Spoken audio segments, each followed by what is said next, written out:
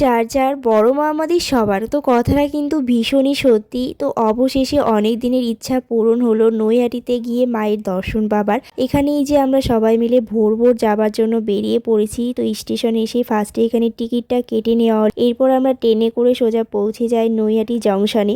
আর station থেকে নেমে কিন্তু ভীষণই কাছে মন্দিরটা, 5 মিনিটের হাঁটা পথ। আর এখানে যাবার পথে পাশে অনেক দোকান ছিল, সেখান থেকে আমরা এই যে পুজো দেবার জন্য ডালাটাও কিনে নিলাম। এরপর লাইন দিয়ে কিন্তু দেখো সবাই এখানে দাঁড়িয়ে পড়েছে, আর আমরাও তারপর লাইন দিয়ে দাঁড়িয়ে পড়ি। তো সাইডে এখানে দণ্ডি কেটে যাচ্ছিল সবাই, আর এক সাইডে লাইন দিয়ে। আর যাবার পথে দেখো দেখলাম মন্দিরের সামনে বসে এই সুন্দর মায়ের ছবিটা আঁকাচ্ছিল রাস্তার উপর।